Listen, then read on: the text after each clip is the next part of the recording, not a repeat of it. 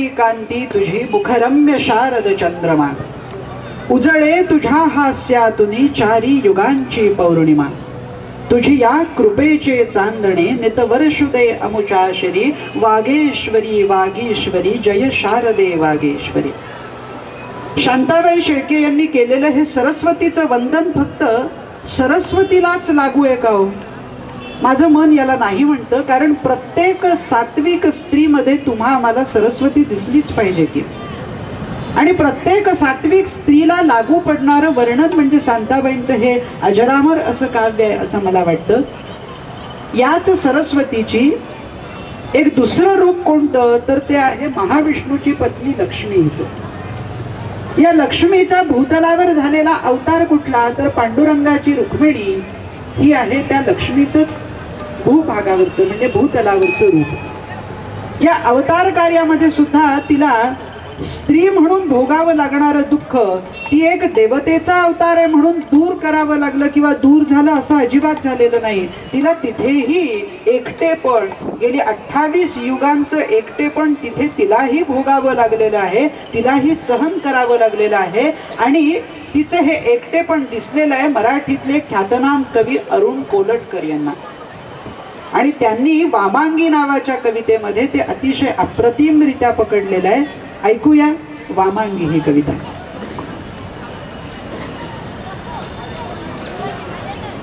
देवळात गेलो होतात मध्ये, देवळात गेलो होतात मध्ये, तिथं विठ्ठल काही दिसेना, रखमाई शेजारी नुसती वीट. मी म्हणालो राहिलं रखमाई तर रखमाय, कुणाच्या तरी पायावर डोकं ठेवायचं. पायावर ठेवलेलं डोकं काढून घेतलं आपल्यालाच पुढं मागे लागेल म्हणून. आणि जाता जाता सहज रखमाईला म्हणालो विठू कुठं गेला दिसत नाही. रखमाई म्हणाली कुठं गेला म्हणजे उभा नाही का माझ्या उजव्या अंगाला? मी परत पाहिलं खात्री करून घ्यायला आणि म्हणालो तिथं कुणीही नाही. तर म्हणते नाकासमोर बघण्यात जन्म गेला, बाजूचं मला जरा कमीच दिसतं. दगडासारखी झाली, मान अगदी धरली बघ, इकडची तिकडे जरा होत नाही. कधी येतो कधी जातो, कुठे जातो काय करतो मला काही माहिती नाही. खांद्याला खांदा भिडवून नेहमी बाजूला असेल विठू, म्हणून मी पण बावळट उभी राहिले. आषाढी कार्तिकीला इतके लोक येतात नेहमी, आषाढी कार्तिकीला इतके लोक येतात नेहमी. मला कधीच कसं कोणी सांगितलं नाही, मला कधीच कसं कोणी सांगितलं नाही. आज एकदमच मला भेटायला धावून आलं 28 युगांचं एकटेपण. 28 युगांचं एकटेपण. पंढरीनाथाच्या रुक्मिणीला एकटेपणाचं हे दुःख सोसावं लागलेलं आहे. तर मग त्या पंढरीनाथावर भक्ती करणाऱ्या भक्तांचं बरं काय होत असेल? मग या भक्तांमध्ये येतात संत, त्यामध्ये येतात संत कवयत्री, मग त्यात येते जनाबाई, त्यात येते मीराबाई, त्यात येते सखूबाई आणि त्यामध्ये येते जनाबाई सुद्धा. हे सगळं ज्यावेळी आपण पाहतो, या संत कवयत्रींकडे पाहतो, त्यांचं चरित्र ज्यावेळी अभ्यासतो, त्यावेळी एक लक्षात येतं की अत्यंत दुःखाच्या स्थितीमध्ये जगत असताना या सगळ्या कवयत्रींनी या पांडुरंगावर भक्ती केलेली आहे. आणि भक्तीमध्ये त्या इतक्या रमून गेलेल्या आहेत की त्यांना स्वतःचं दुःख कुरवाळत बसायला सुद्धा वेळ नाहीये. आणि म्हणून ते सगळं पिचले पण घेऊनच ते त्या पंढरीनाथाच्या मागे मागे जात राहिलेले आहेत. पण तिचं ते जे दुःख आहे ते पुन्हा एकदा कवयत्रीलाच दिसलेलं आहे आणि त्या कवयत्रीचं नाव आहे अरुणा ढेरे. अरुणा ढेरे यांची जनी नावाची कविता आहे, ती आपण ऐकणार आहोत. पण जनीचं दुःख नेमकं कोणत्या स्तरापर्यंत पोहोचलेलं होतं ते सुरेश भटांनी 4 ओळींमध्ये फार सुंदर प्रकारे सांगितलंय. भट असं म्हणतात की माझी या जगाचे रोज जाते घर घरावे, माझी यासाठी जगाचे रोज जाते घरघरावे, मात्र मी सोशीन जे जे ते जनाईचे असावे. मात्र जे सोसीन मी ते जनाईचे असावे. अशी ही जनाईची जी दुःखाची गाथा आहे ती अरुणा ढेरे यांच्या कवितेतून आपण ऐकूया. जन या कवितेतून. तिच्या डोईचा पदर खांद्यावरती आलेला, तिच्या डोईचा पदर खांद्यावरती आलेला, रुख्या केसांचा अंबाडा गाठू सुटून मोकळा. तिच्या डोईचा पदर खांद्यावरती आलेला, रुख्या केसांचा अंबाडा गाठू सुटून मोकळा. भर बाजारात आली जनी जुनेरे नेसून, माझ्या भोवतीची गर्दी तिला पाहते हसून. आले सणाना दगड शिव्या शिट्यांचा कहार, आले सणाना दगड शिव्या शिट्यांचा कहार.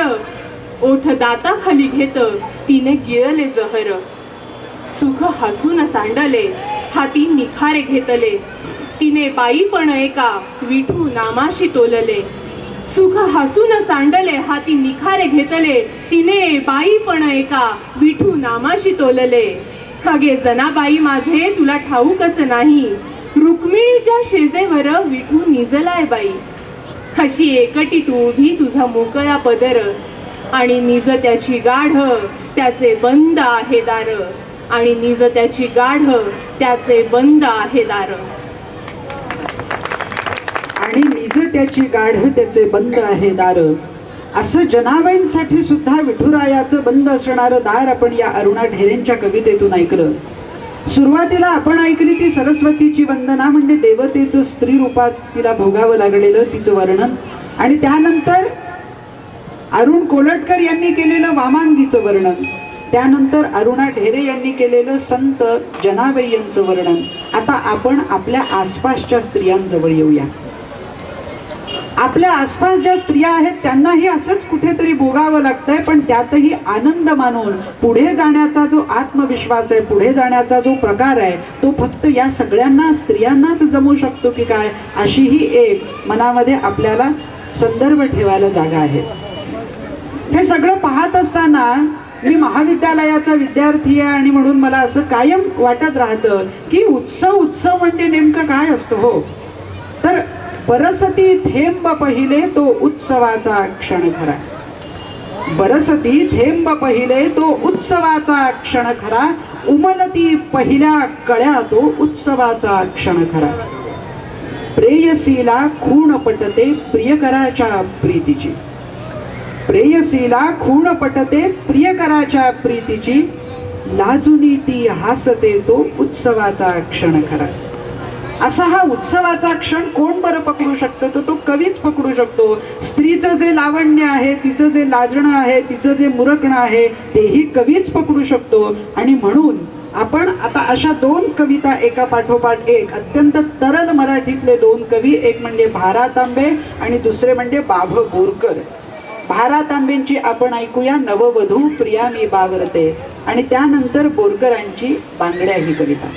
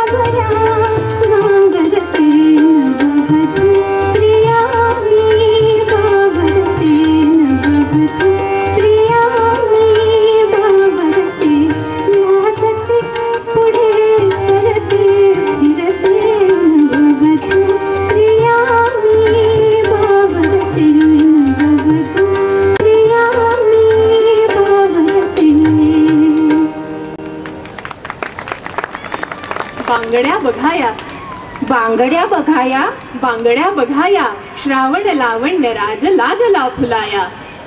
जलवलये स्वरवलये दिनकर शशी करवलये मिसळुनी घडिल्या प्रणये गोड बांगड्याया. नाजुकया सुंदर अति मंजूळ रवी रुमझुमती रत्नांसम चमचमती भाग्य रंगवाया. बांगड्या बघाया. या प्रदोष कांत निळ्या, या बिजल्या सोनसळ्या, लाजविती रुसुनी खुळ्या आम्र किसलया या. नवयुवती का भिडस्त, नवयुवती का भिडस्त, भरून घ्या त्वरे स्वहस्त, वाजवनी तरुण मस्त चरणी लोळवाया. बांगड्या बघाया. या वासंतिक हिरव्या, आशांसम नित्य नव्या, आशांसम नित्य नव्या, वधू हृदया परिहळव्या, प्रेम ओव्या या, प्रेम ओव्या या. निर्मळ हे हिरवेपण, पतिगृही न्या करी मिरवून, सतत करा जपुनी जतन ही सुरम्य माया. बांगड्या बघाया. क्षितिजासम या जांभूळ, जलदासम या श्यामल, वत्सल या गंगेतील सांध्य मेघ छाया, वत्सल या गंगेतील सांध्य मेघ छाया. या माऊली अपुल्यास्तव, या माऊली अपुल्यास्तव, वरजांचा सुख संभव, करजांचा दे गौरव वैश्वदेवराया. बांगड्या बघाया.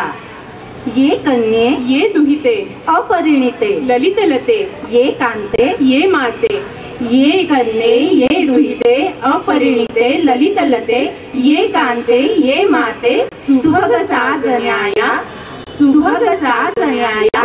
बांगड्या बघाया.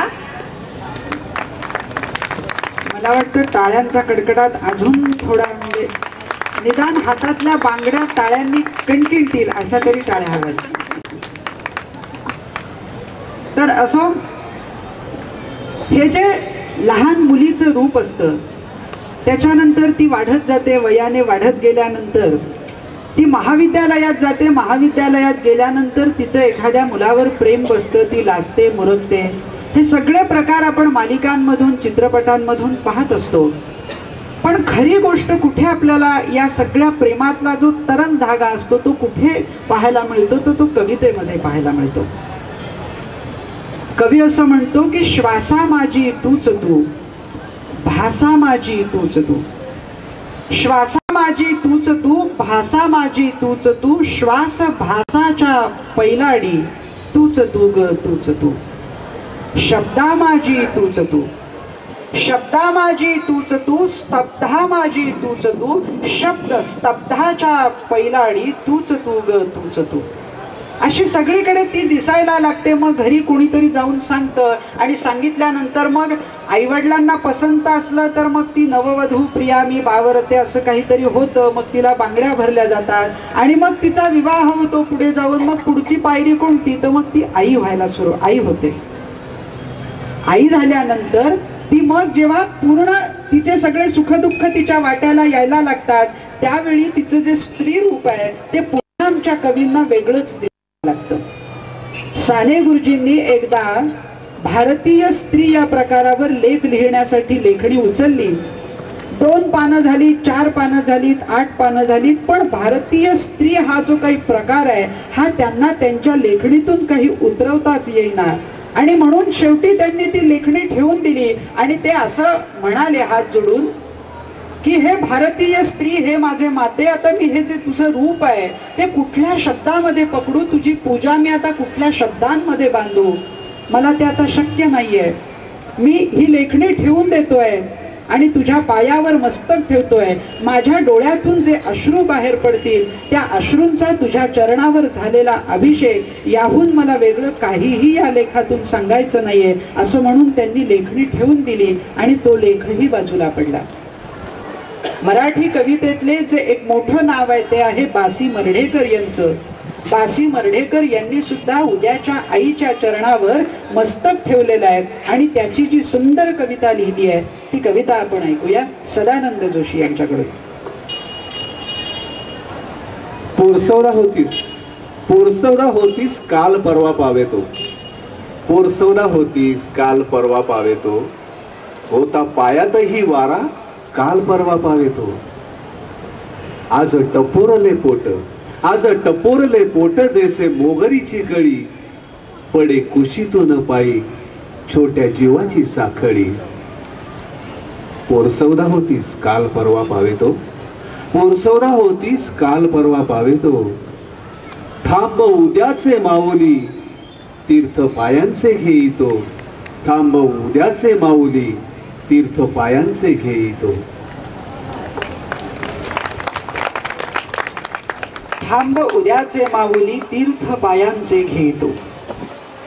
आता ती इथे आई झालेली आहे आणि तिचं जे आईपण आहे ते सगळे आपण जे लेकरं आहोत ते अनुभवतो आहोत आपल्या प्रत्येकाच्या घरामध्ये. ही जी आई असते ती काय असते खरंवर? आई म्हणजे हे मांगल्याचं प्रतीक असतं. जो आत्मविश्वास मुलामध्ये पेरायचा असतो तो कुठून येतो बरं? तो वडिलांमधून येण्याच्या आधी आईकडून येतो असं मला वाटतं.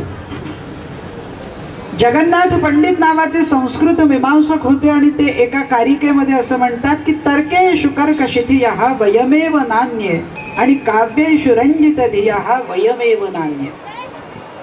म्हणजे तुम्हाला जर तर्ककर्कश बुद्धी कठोर असं काही हवं असेल तर तुम्हाला आमच्याकडेच यावं लागेल, आणि तुम्हाला जर अप्रतिम असं प्रणयरम्य काव्य हवं असेल तरीही तुम्हाला आमच्याकडेच यावं लागेल. हा जो स्वतःबद्दलचा दुर्दम्य आत्मविश्वास आहे, हा आत्मविश्वास मला आजपर्यंतच्या माझ्या अभ्यासानुसार जिथे दिसला आहे ते ठिकाण आहे मांगल्यमय स्त्रीचं. आणि अशा स्त्रीच्या ठिकाणी तो ज्यावेळी दिसतो त्यावेळीच तो तिच्या लेकरामध्ये अनुवंशाने प्रस्फुरित होतो. आणि हे सगळं ज्यावेळी मी पाहतो त्यावेळी मला या समस्त माता भगिनींना नमस्कारच करावासा वाटतो. आमचे दासू वैद्य एका कवितेमध्ये असं म्हणतात की तशी आईवर कविता लिहिणं अवघडच आहे, तशी आईवर कविता लिहिणं अवघडच आहे, पण जुन्या आवडणाऱ्या कवितेसारखी आठवत राहणारी स्त्री माझी आई होती. पण जुन्या आवडणाऱ्या कवितेसारखी आठवत राहणारी स्त्री माझी आई होती. एवढंसही पुरं आहे तुझ्या कवीपणाला, एवढंसही पुरे आहे तुझ्या कवीपणाला. आणि प्रत्येक आईचा मुलगा कवी असूच शकत नाही, प्रत्येक आईचा मुलगा कवी असूच शकत नाही, पण प्रत्येक मुलाची आई त्याच्यासाठी एक कविता असते. असंच आईचं कवितेतून वर्णन ज्या कवीनं करून ठेवलंय आणि जी कविता गेली अनेक वर्ष तुमच्या माझ्या हृदयामध्ये घर करून राहिली आहे ती फ.मु. शिंदे यांची आई ही कविता आपण ऐकूया. आई, आई एक नाव असतं, आई एक नाव असतं, घरातल्या घरात गजबजलेलं गाव असतं. सर्वात असते तेव्हा जाणवत नाही, सर्वात असते तेव्हा जाणवत नाही. आता नसली कुठच तरीही नाही म्हणवत नाही. जत्रा पांगते, पालं उठतात, पोरक्या जमिनीत उमाळे दाटतात. आई मनामनात तशीच जाते ठेवून काही, जीवाचं जीवालाच कळावं, जीवाचं जीवालाच कळावं असं देऊन जाते काही. आई असतो एक धागा, आई असतो एक धागा, वातीला उजेड दावणारी समईतील जागा. घर उजळतं, घर उजळतं तेव्हा तिचं नसतं भान. विझून गेली अंधारात की सैरा वैरा धावायलाही कमी पडतं रान. विझून गेली अंधारात की सैरा वैरा धावायलाही कमी पडतं रान. पिकं येतात जातात, पिकं येतात जातात, माती मात्र व्याकुळच. याहून का निराळी असते आई? ती घरात नाही तर मग कोणाशी बोलतात गोठ्यात हंबरणाऱ्या गाई? आई, आई खरंच काय असते? लेकराची माय असते, दुधाची साय असते, लंगड्याचा पाय असते, धरणीची ठाय असते. आई असते जन्माची शिदोरी, आई असते जन्माची शिदोरी. सरतही नाही आणि उरतही नाही. आई, आई एक नाव असतं, आई एक नाव असतं. नसते तेव्हा घरातल्या घरात गलबललेलं एक गाव असतं, घरातल्या घरात गलबललेलं एक गाव असतं. काळजामध्ये घर करणारी इतकी ही अप्रतिम कविता आमच्याकडे मराठीमध्ये जो समीक्षक नावाचा, अवतरणात मी म्हणतो समीक्षक नावाचा वर्ग आहे, त्यांच्या डोळ्यात मात्र कायम अशी जरा काय ही कविता असं ते करत असतात. म्हणजे का बरं, हे काय म्हणे, आई एक गाव असतं, घरातल्या घरात गजबजलेलं एक गाव असतं. म्हटलं मग याच्यात चुकीचं काय हो? नाही, आई जर गाव असतं तर मग आजी कोण असते? मग आई जर गाव असतं तर आजी तालुका असते का? मग पणजी जिल्हा असते का? अशा लोकांपुढे आपण काय करावं? त्यांना नमस्कार करावा आणि बाजूला निघून जा. कारण अशा लोकांशी वाद घालण्यात काही अर्थच नसतो हो. कारण आई त्यांच्या गावीही नसते. खरंच आहे, कारण आई त्यांच्या गावीही नसते, आई त्यांना कळलेलीच नसते, म्हणूनच त्यांना आजी जिल्हा आणि पणजी तालुका वगैरे काहीतरी वाटत असेल.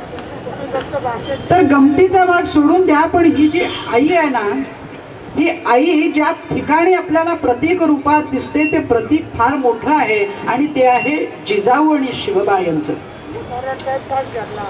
ही जिजाऊ नावाची माता ही समस्त मातृवर्गापुढे आदर्श असणारी माता आहे की जिने हिंदू हृदय संस्थापक तुमच्या माझ्यासाठी दिला.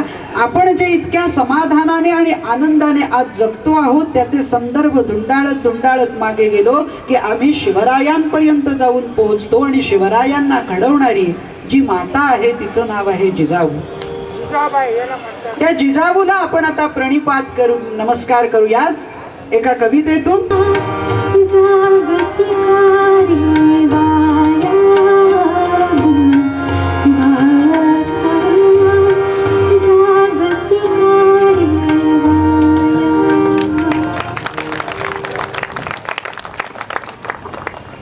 आईनं मुलाला कडेवर घेतलं की ते रडत जरी असलं तरी अतिशय शांत होतं. याचं कारण काय असू शकेल हे कुणालाही आजपर्यंत खरं तर कळलेलं नाही. बापाची पण तितकीच माया असते लेकरावर आणि आईची तितकीच असते, पण ते मूल बापाच्या कडेवर जर रडत असेल आणि आईकडे गेलं तर ते आपोआप शांत होऊन जातं. म्हणजे काय, तर तिने कडेवर घेतलेलं मूल कधी रडलं नाही, तिने लावलेलं झाड कधी सुकलं नाही. तिने कडेवर घेतलेलं मूल कधी रडलं नाही, तिने लावलेलं झाड कधी सुकलं नाही. तिच्या शब्दात शुभं करोती होती, तिच्या शब्दात शुभं करोती होती आणि तिच्या आवाजात ओवी होती. ही ओवी होती म्हणून ते बाळ गप्प बसलं. आणि हे ज्यावेळी आपण पाहतो आणि याच मातेची वेगवेगळी रूप ज्यावेळी आपल्या सभोवताली असणाऱ्या वातावरणामध्ये शोधू जातो त्यावेळी मी मघाशी म्हणालो की ही इथे वाहणारी गोदामाई ही सुद्धा कोण आहे, तर ही एक स्त्रीच आहे की.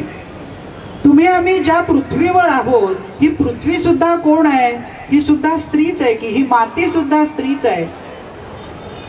नाशिकच्याच कवयित्री सिंधुताई कानेटकर ज्यांच्या स्मरणार्थ आपण आज हा कार्यक्रम इथे करत आहोत ते नाशिकचेच नाटककार स्वर्गीय वसंतराव कानेटकर यांच्या सौभाग्यवती सिंधुताई कानेटकर यांनी फार उशिरा कविता लिहायला सुरुवात केली किंवा त्यांना फार उशिरा कविता सुचली असं आपण म्हणूया. त्यांचा काव्यसंग्रह आहे मातीलाही कधीतरी वाटतं आणि या काव्यसंग्रहातली पहिलीच कविता आहे की जी अत्यंत सिंधुताईंचंही वेगळेपण, स्त्रीचंही वेगळेपण आणि या मातीचंही वेगळेपण स्पष्ट करणारी आहे. आपण तीच कविता आता ऐकूया आणि वसंतरावांना आणि सिंधुताईंना या कवितेच्या द्वारा मनपूर्वक श्रद्धांजली सुद्धा वाहूया.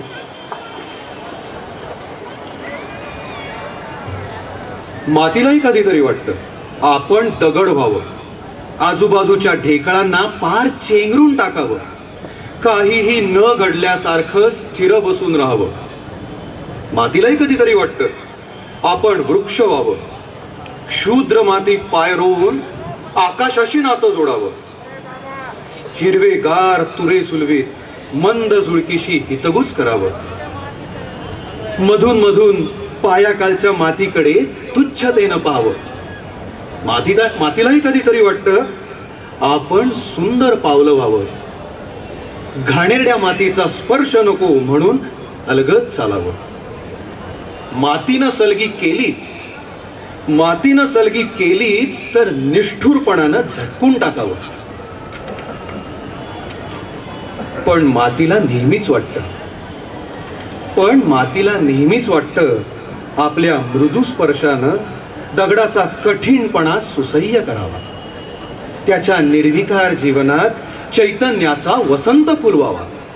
मातीला नेहमीच वाटतं डौलानं डोलणाऱ्या वृक्षाचे पाय घट्ट धरून ठेवावे. आपलं स्वत्व देऊन त्याच्या माथ्यावरचे तुरे फुलवावे. मातीला नेहमीच वाटतं आपल्याला तुडवणाऱ्या पावलांना मुलायम स्पर्शाचं सुख द्यावं.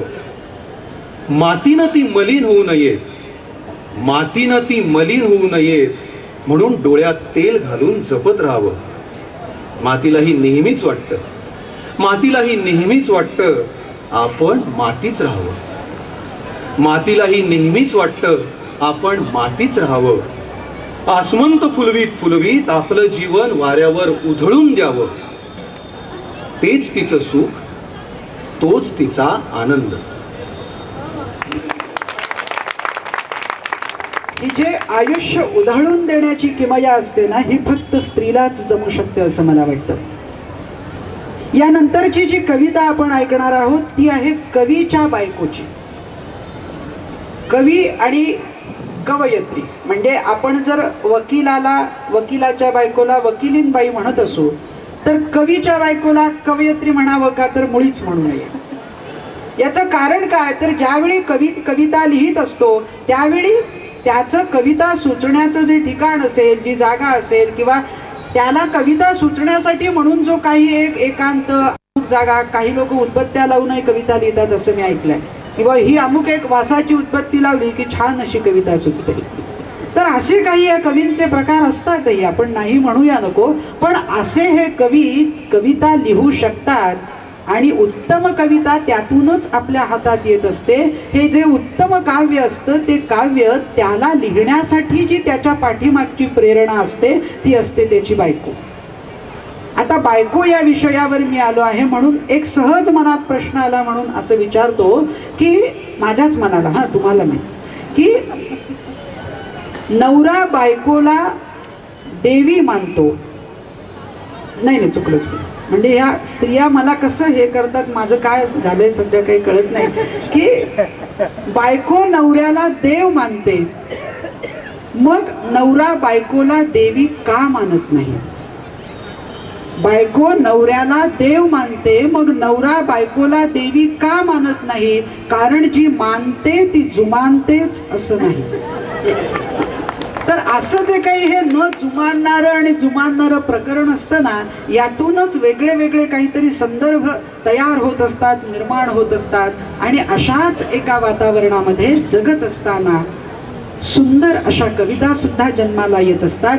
अशाच एका नाशिकच्या कवीनं लिहिलेल्या, त्या कवीचं नाव आहे, ते आज आपल्यामध्ये नाहीत, त्यांचे स्मरण आपण करूया. त्या कवीचं नाव आहे आनंद जोरवेकर. त्यांची कविता आहे, अप्रतिम अशी कविता आहे. त्या कवितेचं शीर्षक आहे कवी भार्या सुखते. त्याच कवितेचा आस्वाद आपण आता घेऊया. कवी लिहित असतो कविता, तेव्हा कवीची बायको झरझर ओलेती जाते त्याच्या जवळून, धुण्याचे पिळे खांद्यावर टाकत असंबद्ध.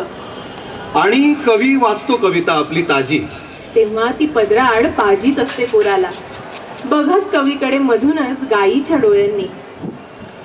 कवीचं नाव येतं पेपरात छापून, तेव्हा कवीची बायको पाहत असते टीव्हीवरची साप्ताहिकी.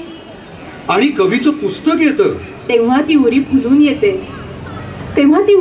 येते, पण पाहत राहते खिडकीतून हताशपणे बाहेर हाती न येणाऱ्या ढगांच्या निरंकुश सावल्यांकडे. कवीची बायको झुळझुळत राहते कवीभोवती, हव्या नकोशा हवेसारखी, किंवा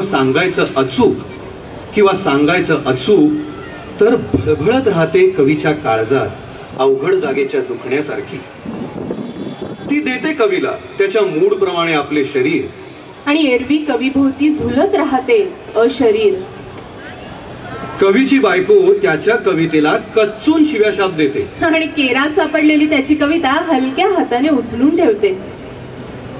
कवीच्या बायकोला कळतच नसते कविता असं नाही, अधूनमधून तीही सांगते कवीला, ही ओळ छानच, ती नाही. सांगता सांगता मधूनच पण ती पाळण्याकडे पळत जाते. सांगता सांगता मधूनच पण ती पाळण्याकडे पळत जाते. कवितेहूनही अधिक मोलाचे तिला काही कळलेले असते. कवितेहूनही अधिक मोलाचे तिला काही कळलेले असते. कुसुमाग्रजांची कविता आहे प्रेम म्हणले. ते त्या कवितेमध्ये सुरुवातीला असं म्हणतात की पुरे झाले चंद्र सूर्य पुरे झाल्या तारा, पुरे झाले चंद्र सूर्य पुरे झाल्या तारा, पुरे झाले नदी नाले पुरे झाला वारा. मोरासारखा छाती काढून उभा राहा, जाळासारखा नजरेत नजर देऊन पहा, सांग तिला तुझ्या मिठीत स्वर्ग आहे सारा. उधळून दे तुफान सारं काळजामध्ये साचलेलं, प्रेम कर भिल्लासारखं बाणावरती खोचलेलं. आता किती दिवस तेच ते चंद्र सूर्य तारे तिला आणून देईन असं आपण सांगायचं हो. तिला केव्हा तरी जाऊन आपण धाडकन सांगितलं पाहिजे की माझं तुझ्यावर प्रेम आहे आणि मला तुझ्याशी लग्न करायचंय. कारण काही असं कोणाला सांगितलं असं सांगितलं नाही कोणाला, असं सांगावं म्हणजे काय होतं की पुढचे जे काही अंगावर येणारे प्रसंग असतात ना ते टळून जातात. तर असे हे प्रसंग टळावेत याकरता कुसुमाग्रजांनी या काव्यातून हा एक छानसा संदेश दिलेला आहे. हे तुम्हाला ऐकवण्याचं आणि सांगण्याचं कारण इतकंच की पुढे दोन अत्यंत अवघड अशा कविता आपण ऐकणार आहोत. नाशिकचेच कवी आहेत नंदन रहाणे नावाचे, त्यांची 4 ओळीत एक कविता आहे. ते असं म्हणतात की प्रेम म्हणजे खेळ आहे श्वास व्हावा लागतो. प्रेम म्हणजे खेळ आहे श्वास व्हावा लागतो, प्रेम म्हणजे खेळ नाही ध्यास घ्यावा लागतो. प्रेयसी असता सवेती विभ्रमांनी वेढिते, प्रेयसी असता सवेती विभ्रमांनी वेढिते, प्रेयसी नसता तिचा आभास प्यावा लागतो. प्रेम म्हणजे खेळ नाही श्वास व्हावा लागतो. असं जे काही श्वास होणं आहे आणि प्रेमामध्ये अल्लड अवखळ निरागस असं जीवन जगणं आहे, ते 2 गाण्यांमधून आता आपण ऐकणार आहोत. पहिल्या गाण्याचे शब्द आहेत लवलव करी पात आणि दुसऱ्या गीताचे शब्द आहेत हृदय प्रीत जागते.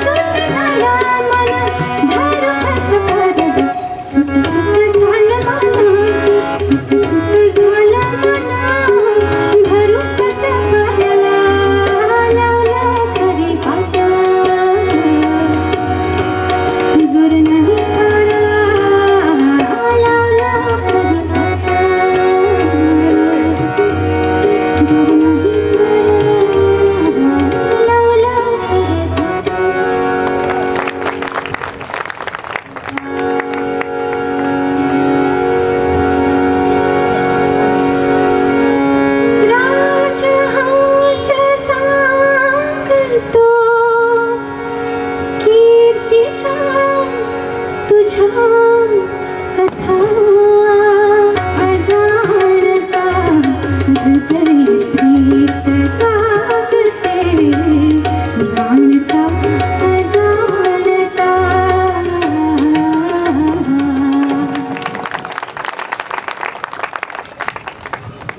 काळ बदलतो तशी माणसंही बदलतात. काळ थांबला आणि त्याबरोबर माणसं थांबली आहेत असं कधी होत नाही. तर काळाच्या संगतीत ती सुद्धा बदलत राहतात. ती वरकरणी बदलतात, पण अंतर मनामध्ये मात्र तशीच असतात की काय असा प्रश्न आजही ज्यावेळी स्त्रियांवर होणारे अत्याचार आपण पाहतो, त्यांच्या वाट्याला आलेलं जे दुःख आहे ते पाहतो. वर्तमानपत्राचं पान उघडलं की त्यामध्ये रकाने येणारे जे भरून भरून रकाने येतात ते पाहिले की हे नेमकं काय चाललेलं आहे. आपण प्राचीन काळात आहोत का, पारतंत्र्यात आहोत का, मग हे असं का होतंय असे सगळे प्रश्न मनाला पडतात. पण आमच्या अमर शेखांची फार सुंदर एक कविता आहे. ते असं स्वातंत्र्यापूर्वीचं आणि स्वातंत्र्यानंतरच्या कालखंडाचं वर्णन करताना असं म्हणतात की गोरे राजा गए रे भैया आए हकीम काले. गोरे राजा गए रे भैया आए हकीम काले, जहर तो लेकिन वही है भैया बदल गए है प्याले. आतलं विष तसंच आहे हो, फक्त आम्ही वरचे प्याले बदलून टाकलेले. गरज आहे ती प्याले खळबळून टाकून धुवून स्वच्छ करण्याची आणि त्यामध्ये अमृत भरण्याची. ज्यावेळी त्यात आम्ही अमृत भरू त्याच वेळी आम्हाला सुखाचे, आनंदाचे आणि समाधानाचे असे दिवस येणार आहेत. स्त्रीच्या वाट्याला अशीच काहीशी परिस्थिती आहे. ती पूर्वीही तशीच होती. आज मॉडर्न काळामध्ये ती थोडीशी बदलली आहे का, बदलली आहे हे खरं आहे, पण तिच्यावरचे अत्याचार करण्याचे प्रकारही बदलले आहेत. दुःख तेच आहे.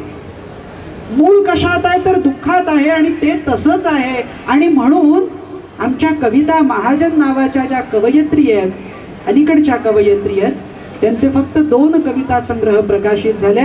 त्यातल्या सलग त्यांच्या दोन्ही कविता आपण ऐकूया आणि काळ बदलला तरी दुःख कसं कायम आहे हे जाणून घेण्याचा प्रयत्न करूया. भर दुपारी वेटिंग रूम मध्ये विखरून थांबलेल्या बायका. भर दुपारी वेटिंग रूम मध्ये विखरून थांबलेल्या बायका. दोघी जणी नुसत्याच सोबत बसल्या, एकमेकींशी काहीही न बोलता. कदाचित त्यांचं बोलून झालं असेल सगळं, किंवा वाटत असेल धास्ती की आपले शब्द दुसरीच्या कोशातच नसतील, किंवा भलतेच अर्थ दिलेले असतील त्यांचे. एक जण विंचरतीये केस आरशासमोर उभी राहून. तिचं लक्ष फक्त आपल्या चेहऱ्याच्या प्रतिबिंबाकडे आहे. तेवढंच सत्य आहे जगात, बाकी काही नाही. तेवढंच सत्य आहे जगात, बाकी काही नाही. एक तरुण मुलगी पाहतीये पुन्हा पुन्हा घड्यात. जणू तिनं पाहिलं नाही तर फिरणारच नाही काटे, गोठून राहील काळ. कुरकुरणाऱ्या मुलाला दटावतीये एक बाई. कुरकुरणाऱ्या मुलाला दटावतीये एक बाई. सारखं भरतीये, काढतीये, भरतीये सामान. दोघी चादर अंथरून निजून गेल्यात पदर तोंडावर घेऊन. दोघी चादर अंथरून निजून गेल्यात पदर तोंडावर घेऊन. शिरल्या असाव्यात एखाद्या स्वप्नात ट्रेन येईपर्यंत. मातकट खुर्च्यांवर बसून 2 नन बोलताहेत अथक अगम्य. सांडत राहतात त्यांचे शब्द इतस्ततः. कुठलीही ट्रेन स्टेशन मध्ये येण्याची उद्घोषणा नाही अजून, तरी बायका पाहतायत वाट. कुठलीही ट्रेन स्टेशन मध्ये येण्याची उद्घोषणा नाही अजून, तरी बायका पाहतायत वाट. एका तडजोडीतून दुसऱ्या तडजोडीकडे जाण्यासाठी सुरूच आहे त्यांचा प्रवास वेटिंग रूम मध्येही. त्या इथल्याच आहेत का, की इथं आलेत कुठून? आत्ता एका स्टेशनहून निघायचंय त्यांना, पण कुठं पोचायचंय त्यांना तरी हे माहित आहे का? माहित नाही. त्यांना कुठं पोचायचं तरी आहे की नाही हेही माहित नाही.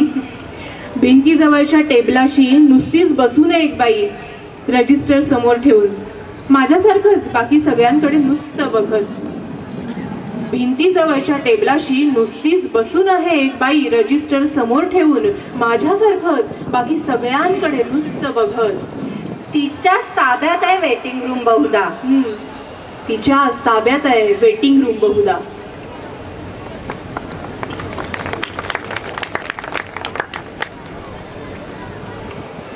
कागदाचा ज्वलनांक किती असतो? माणसाचा ज्वलनांक किती? कागदाचा ज्वलनांक किती असतो? माणसाचा ज्वलनांक किती? अखेर कुठलंही पुस्तक म्हणजे थोडी लाकडातली, थोडी माणसातली आग. मी तुझ्या हातातलं पुस्तक आणि तू माझ्या पुस्तकातला माणूस. तुझा स्पर्श त्या आगीसारखा होता. एवढ्या आगीत मी माझ्या ठिणक्या कुठे बचावून ठेवणार होते? मुठीत, डोळ्यात, पोटात, हृदयात, शब्दात, रंगात.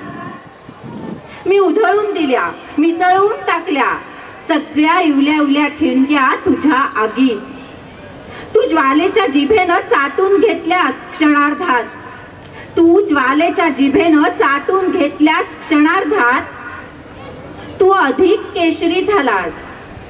तू अधिक केशरी झालास. मी अधिक राख झाले. मी अधिक राख झाले. हे राख होणं जे काही असतं ना रसिक हो, हे सहन करण्याची ताकद फक्त तिच्यामध्ये असते. आणि म्हणूनच तिची कहाणी, हे सगळं काही घेऊन आम्ही तुमच्या समोर बसलो आहोत. या तिच्या कहाणीतून आम्हाला सांगायचं आहे तिच्या अंतःकरणाचे, तिच्या शरीरावर होणाऱ्या अत्याचाराचे, तिच्या नशिबी आलेल्या भोगवट्याचे विविध रंग. पण हे सगळे दुःखाचे कढ गिळून सुद्धा ती चेहऱ्यावर मात्र कायम आनंदीच असते. कारण मी मघाशी जे म्हणालो की त्यासाठी लागतो तो दुर्दम्य असा आत्मविश्वास, तो तिच्या ठिकाणी उपजतच असतो.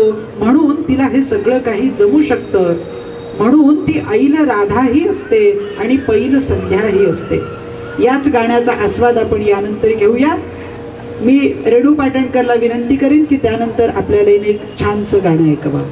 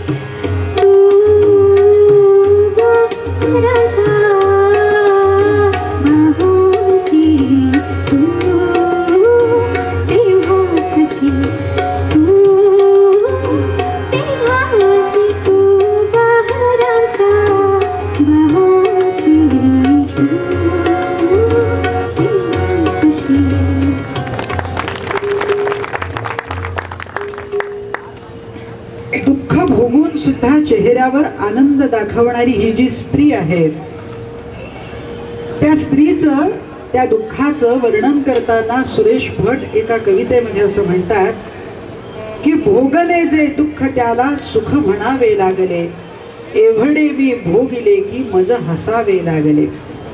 लोक भेटा यास आले काढत्या पायांसवे, लोक भेटा यास आले काढत्या पायांसवे, अन अखेरी कुशल माझे मज पुसावे लागले. तिचं कुशल पुसायलाही कुणी नसावं हा कुठला वर न्याय आहे हा काही कळत नाहीये. आणि म्हणून तिला काय करावं लागतं शेवटी, तर एकदा केव्हा तरी मी वचन कवितेला दिले, एकदा केव्हा तरी मी वचन कवितेला दिले, राख रांगोळी समाजा गुणगुणावे लागले, राख रांगोळी समाजा गुणगुणावे लागले. असं जे स्त्रीच्या दुःखाचं गुणगुण आहे ते सगळं आपल्याला दिसतं ते तात्यासाहेबांच्या कवितेमध्ये सुद्धा. तात्यांनी सुद्धा स्त्री दुःखाचं वर्णन करणाऱ्या आणि तिच्या अनेक रूपांचं छटा आपल्या पुढे उभ्या करणाऱ्या अनेक कविता लिहिलेल्या आहेत. त्यातल्या सलग 3 कविता आपण ऐकणार आहोत. त्यातली पहिली कविता आहे आश्चर्य नावाची, त्यानंतरच्या कवितेचं शीर्षक आहे याचक आणि त्यानंतरच्या कवितेचं शीर्षक आहे म्हातारी. ती आदिवासी म्हातारी, ती आदिवासी म्हातारी प्राणांतिक भयानं धडपडत डोंगराच्या कडेला गेली आणि चिकटून उभी राहिली पालीसारखी खडकाला. उघडी वागडी 1000 सुरकुत्यांच्या कातडीत कोंबलेली हाडांची जीर्णाकृती. मी क्षणभर आदिवासी झालो, मी क्षणभर आदिवासी झालो आणि तिच्याकडे पाहिलं.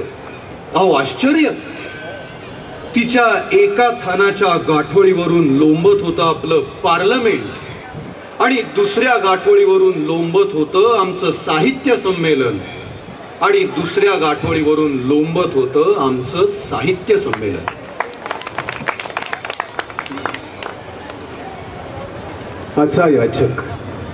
असा याचक ज्याच्या हातातील कटोरा कशानेही भरत नव्हता.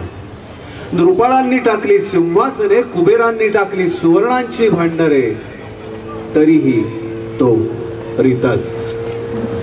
पंडितांनी शब्द टाकले, पुरोहितांनी धर्म टाकले, साधूंनी सत्व टाकले, वीरांनी कर्म टाकले, तरीही तो रीताच. मग याचक आला एका भिकारणीच्या दाराशी, जिथे ती उघड्या स्तनाने पाजित होती आपल्या पोराला. याचक म्हणाला, माई भीक वाढ. भिकारणीने पोर बाजूला सारले आणि स्तनावर पानाळलेले दुधाचे 2 थेंब त्याच्या कटोऱ्यात टाकले. कटोरा भरून गेला शिगोशीग अथांग समुद्रासारखा. आता तो याचक दाता होऊन त्या दुधाचे थेंब वाटतो आहे पृथ्वीवर सर्वांनाच. म्हणूनच इतके सारे होत असून माणसाची जात अद्यापही जिवंत आहे.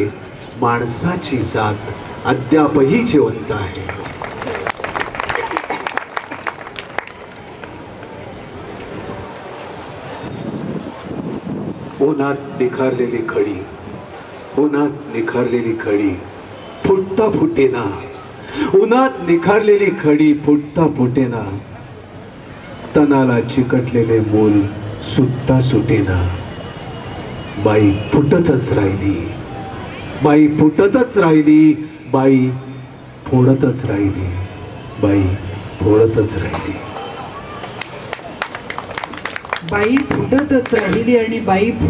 राहिली. या 2 ओळींमधून कुसुमाग्रजांनी संपूर्ण स्त्री जीवनाचं जे काही उदात्तपण आहे, मोठेपण आहे, ते तुमच्या माझ्या समोर ठेवलेलं आहे.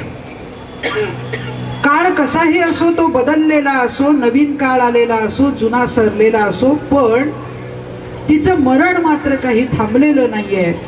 हर एक प्रकारे, कोणत्या ना कोणत्या प्रकारे ते तिच्या पुन्हा पुन्हा वाट्याला येतच आहे. तिला घरातली कामं तर काही ठिकाणी करावी लागतातच आहे, पण घरातली कामं आटोपून बाहेर पोटाची खळगी भरण्यासाठी इतरही कामं करायला जावं लागतंय. ते कामं करणं हे कुसुमाग्रजांच्या कवितेतून आल्याप्रमाणे कधी खडी फोडण्याचं असो, कधी रस्त्याचं डांबरीकरण चालू असेल तिथे चाललेलं असो, किंवा एखाद्या धरणाचं काम चालू असेल तिथे चाललेलं असो, तिथेही तिला जावं लागतं, राबावं लागतं, लोकांच्या नजरा सहन करीत पोटाची खळगी भरण्यासाठी काम हे करावंच लागतं. त्यात तिचं मरण होतंय का?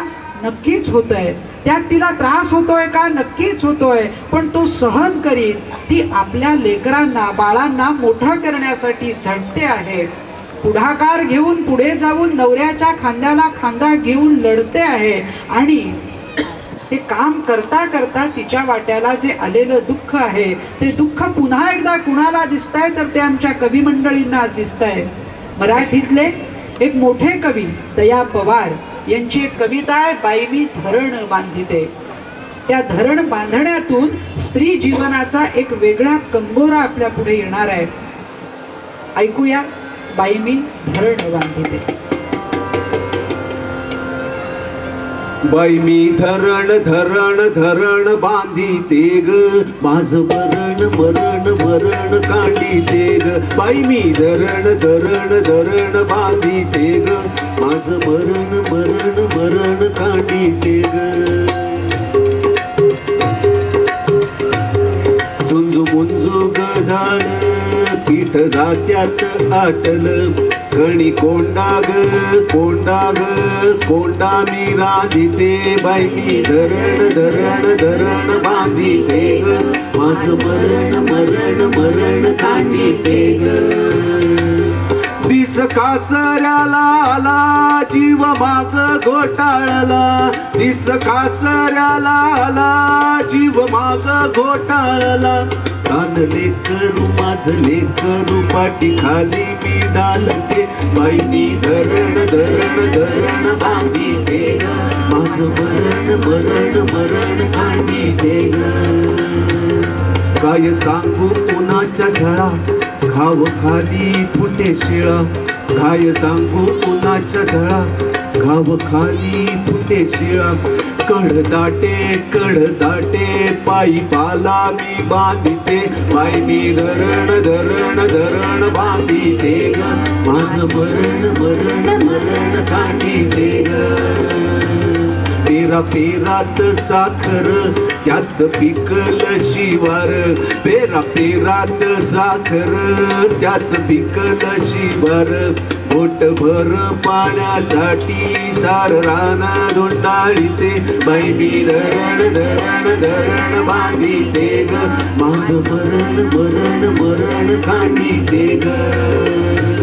येल मांडवाला चढे माझ्या घामाचे गामळे, येल मांडवाला चढे माझ्या घामाचे गामळे.